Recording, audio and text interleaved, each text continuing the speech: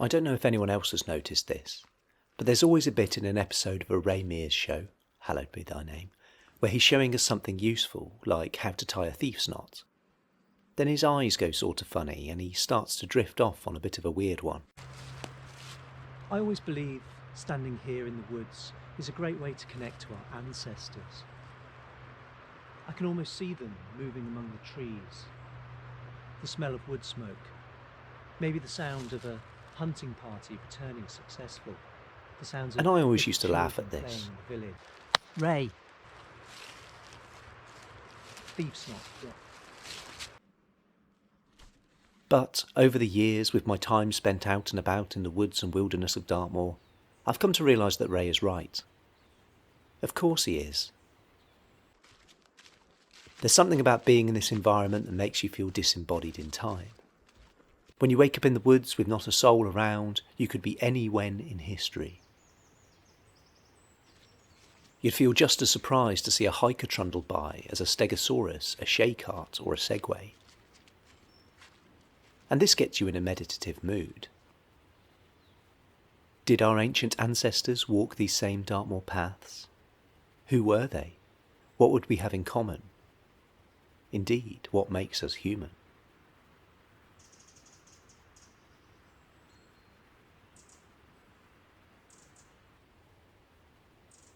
Welcome back to the Dartmoor podcast.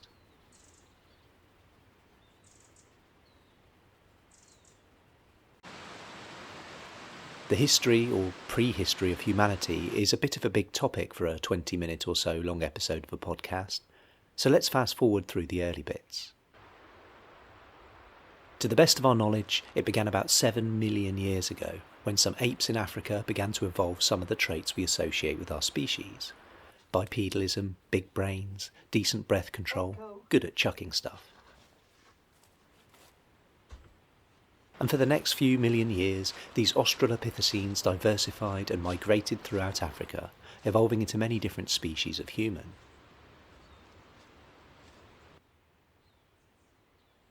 Think about that for a second.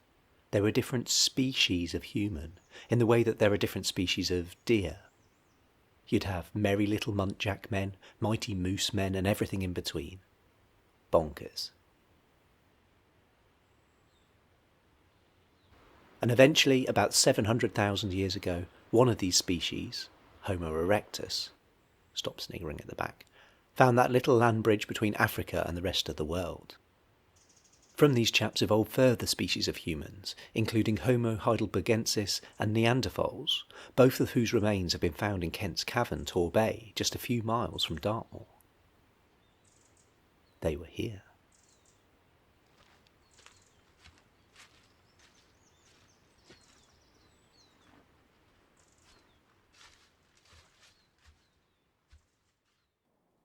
But our story doesn't really start there. One of the human species that hadn't found its way out of Africa, Homo Sapiens, the rather arrogantly named wise man, was ripping up the rulebook in terms of intelligence and adaptability. With terrifying swiftness, they spread across the African continent, and somewhere around 70,000 years ago they also crossed into Eurasia. Incredibly, we believe that all people outside of Africa can trace their genetics back to the 10,000 or so humans who made that journey. And as they spread, our great-great-great-great-great-great-great-great-great-great-great-great-great-great-great-great-great-great-grandparents caused all the sorts of chaos only humans can cause, destroying the megafauna, burning stuff, and generally swaggering about as if they owned the place. The earliest evidence of Homo sapiens in Britain? Again, Kent's Cavern, where a 40,000-year-old fragment of jawbone was found.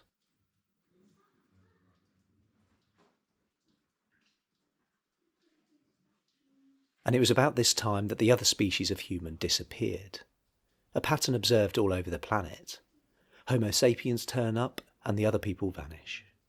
Whether our wise ancestors literally murdered the Neanderthals and co., gave them all the lurgy, or just outcompeted them, we can't be sure.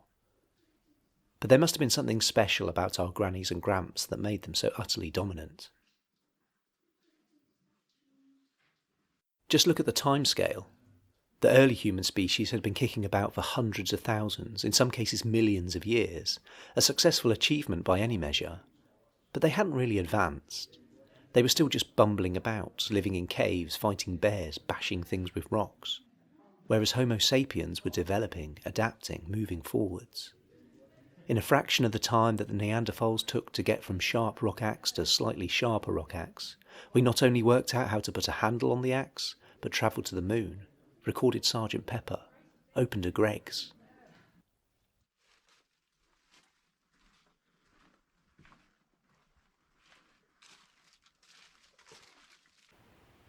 What is the secret ingredient that gave us the edge?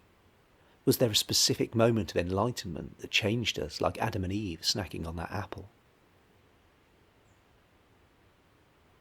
A lot of people, a lot cleverer than me, have spent a lot of time thinking about this question.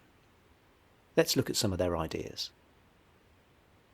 One thing which seems to separate us from the animals is our concept of object permanence, the idea that things still exist when we can't see them.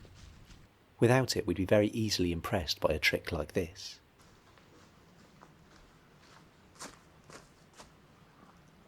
The apple's gone.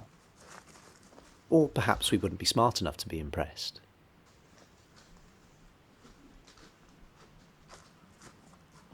The apple's gone. What apple? This seems like an absurdly simple concept, but it's surprisingly rare in the animal kingdom. As you might expect, our distant relatives, the monkeys and apes, have some degree of it, and some clever birds like crows exhibit evidence of it too. Think of jays, a species of crow, hiding acorns to eat later. It's not as easy a trick as it seems.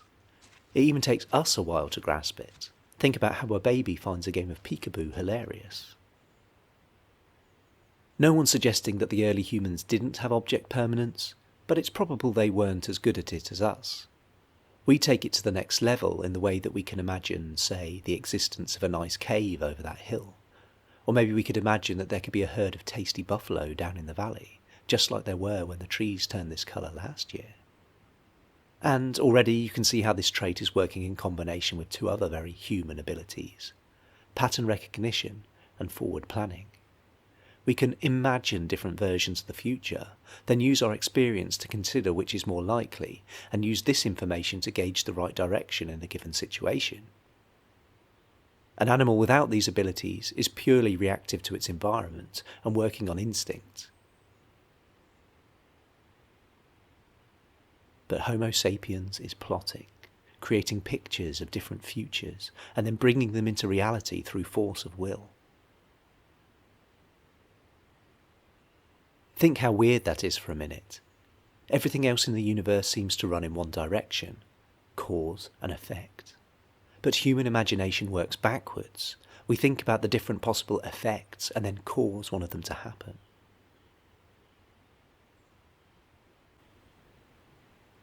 And what about recognising patterns? Maybe we see a heron fishing in a river, having much more success in catching those tasty trout with his sharp beak than we do with our clumsy hands. So what do? We build a sharp beak of our own, a spear. We learn to stand still and strike fast and all have fish for supper.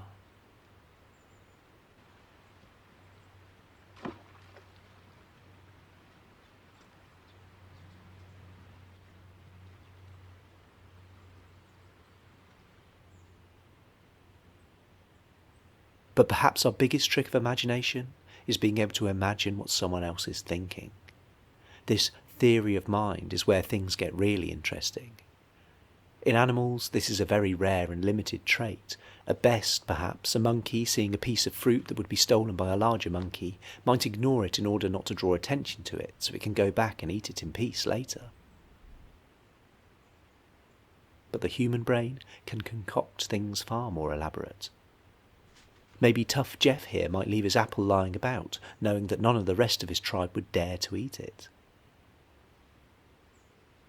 Nobody touch my apple. Okay. But then sneaky Edgar eats it anyway, knowing that he can frame Dopey Ben for the crime.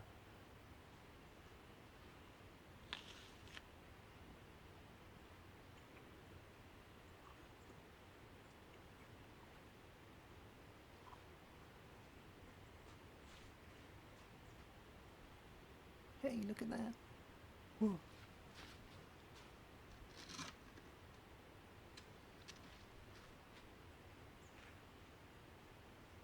Oh, who's looking at that?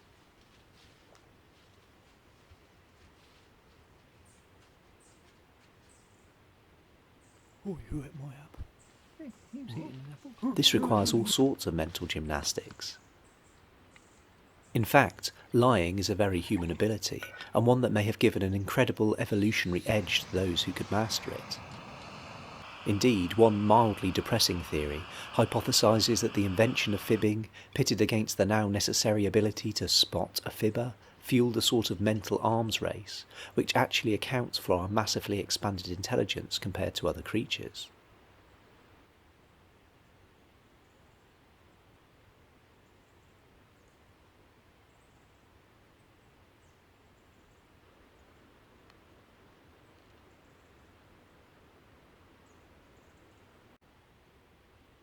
But is there one thing that connects all of these wise man abilities? Object permanence, pattern recognition, forward planning, theory of mind? I'd argue that there is. Stories.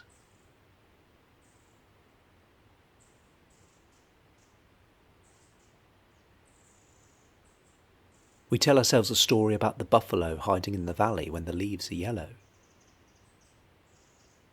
We tell ourselves the story of the heron man with the beak. We tell ourselves the story about Dopey Ben getting the blame for eating Tough Jeff's apple.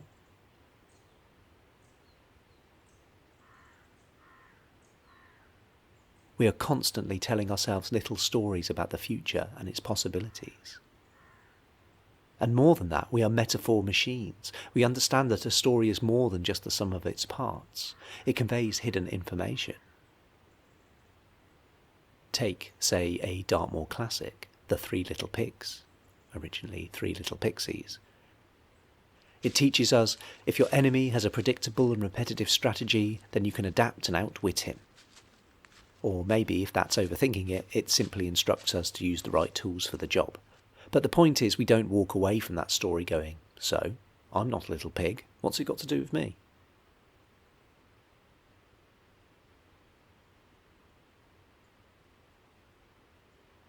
We don't just spot obvious patterns, we make lateral connections between ideas. I've been using an apple as a prop all through this video, and you understand instinctively that it stood for more than an apple. It has represented desire, greed, and knowledge.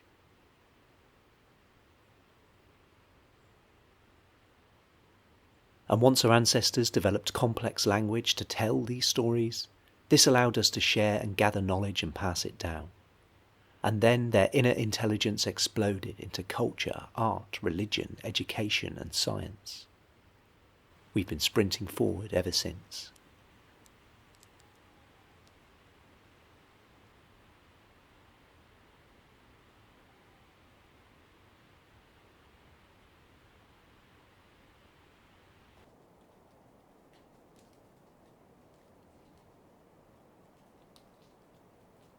And, if I'm right, if the combination of language and storytelling is such a big part of, if not the key ingredient in being a Homo sapien, then surely literature is the pinnacle of human achievement. In it we can live 1,000 lives in our short years, learn greater empathy, improve ourselves through the wisdom of allegory, laugh and weep and smile and sigh in the knowledge that we aren't alone, and that others love and suffer just like us.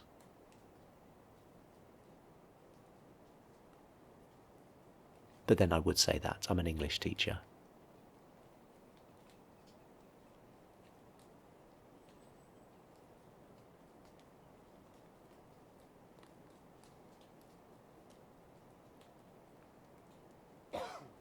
And on that note, I'd like to end on a poem. A poem by none other than Dartmoor's own poet, Ted Hughes. A strange, strange poem called Wadwo, meaning the wild man.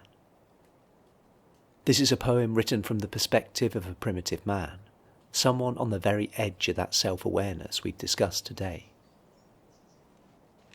I think it just about sums up the introspection, bewilderment, isolation and optimism of being a human being.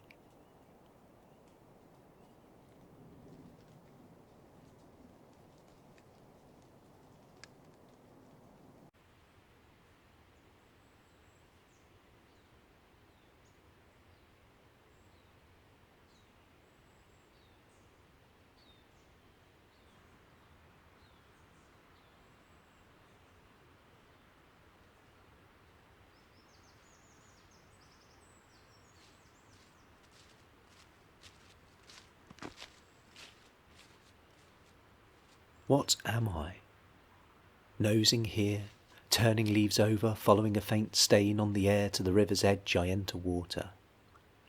Who am I to split the glassy grain of water? Looking upward I see the bed of the river above me upside down, very clear. What am I doing here in mid-air? Why do I find this frog so interesting as I inspect its most secret interior and make it my own? Do these weeds know me and name me to each other? Have they seen me before? Do I fit in their world? I seem separate from the ground and not rooted but dropped out of nothing casually. I've no threads fastening me to anything. I can go anywhere. I seem to have been given the freedom of this place. What am I then? And picking bits of bark off this rotten stump gives me no pleasure, and it's no use, so why do I do it? Me and doing that have coincided very queerly. But what shall I be called? Am I the first? Have I an owner? What shape am I? What shape am I? Am I huge? If I go to the end on this way, past these trees and past these trees till I get tired, that's touching one wall of me for the moment. If I sit still, how everything stops to watch me. I suppose I'm the exact centre. But there's all this. What is it? Roots, roots, roots, roots. And here's the water again. Very queer. But I'll go on looking.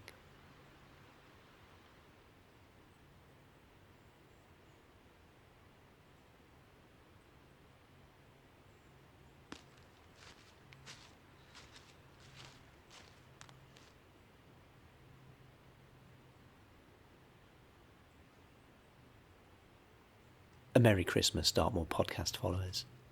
And like poor old Wadwoe, let's all go on looking through the new year.